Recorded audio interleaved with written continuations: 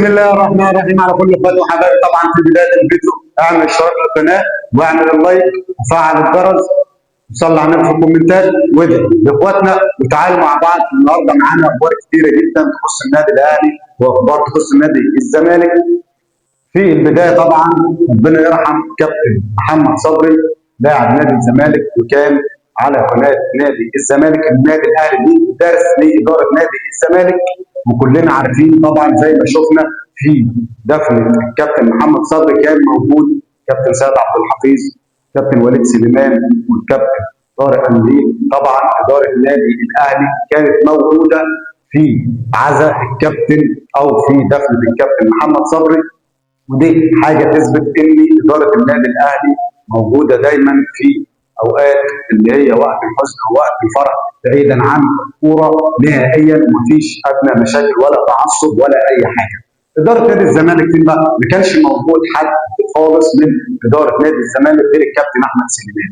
طيب، في زي ما شفنا كلنا في الفيديوهات اللي فاتت ان محدش ما كانش موجود، كان في اخبار كتيره جدا في الدوله.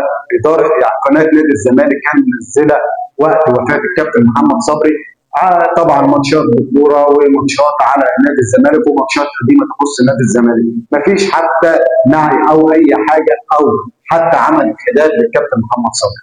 هل الكابتن محمد صبري ما كانش موجود في اداره نادي الزمالك؟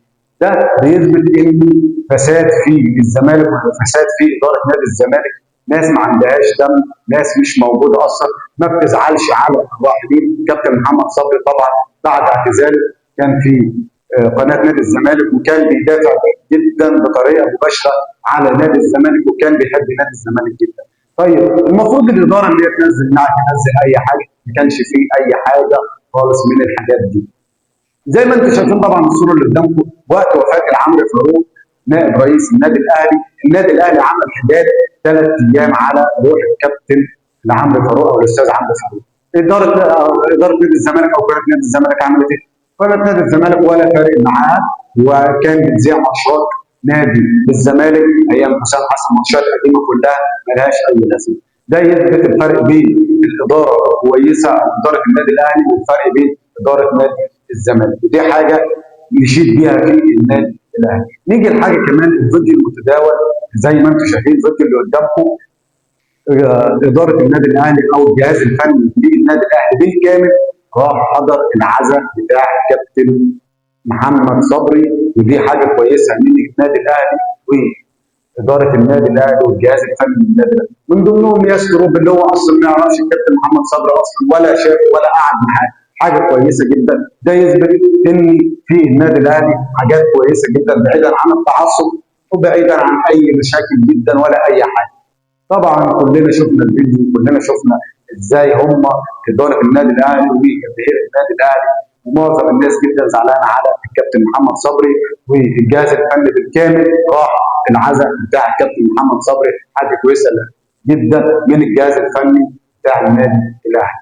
نيجي بقى نتكلم على الكابتن خالد الغندور. الكابتن خالد الغندور طلع قبل كده وقال المفروض ان احنا الكوره وان احنا نسلم وان احنا نشوف اي حد نشوف نسلم عليه بعيدا عن التعصب بعيدا عن ده كله. طب هو عمل ايه امبارح؟ الكابتن خالد الغندور وهو داخل العزاء ما سلمش على احد افراد لاعيبه نادي الزمالك وهو داخل، زي ما انتم شايفين قدامكم الفيديو. طيب يا كابتن خالد، ايه المشكله اللي بينك وبين مدحت عبد الهادي عشان تدخل ان انت ما تسلمش عليه في العزاء بتاع الكابتن محمد صبري؟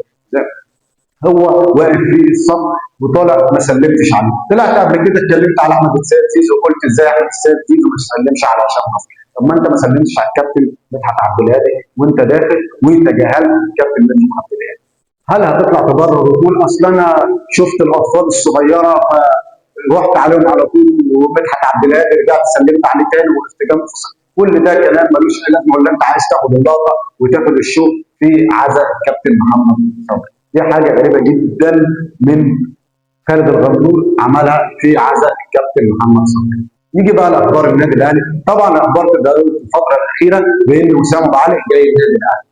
كل الاخبار دي ليس لها اساس من الصحه. وسام ابو علي مكمل مع فرقته، والنادي الاهلي ما اتكلمش مع وسام ولا عرض على وسام ابو علي. النادي الاهلي لسه اصلا بايع وسام بحوالي 9 مليون دولار، فمش هيرجع ان هو يجيب اللاعب بحوالي 10 مليون دولار.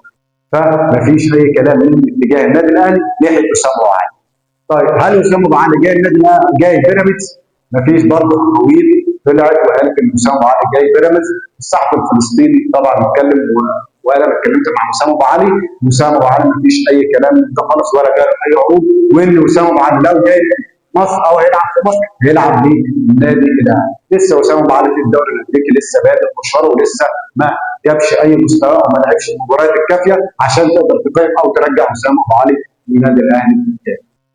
الاخبار اللي جايه بالنسبه بقى للصفقات اللي جايه، في صفقات كثيره جايه في يناير من ضمنها مدافعين من ضمنها مهاجمين. في طبعا اللاعب اللي هو الريدي اللي جاي النادي الاهلي لسه مش عارفين، في لاعيبه كثيره جدا معروضه، وزي ما قلنا قبل كده ان كل الحاجات دي مع الكابتن سيد عبد الحفيظ وهيعرض عليها سكروب ويشوف اللعيبه اللي تناسبه من مدافعين او مهاجمين او اذا كان باك يمين او باك شمال.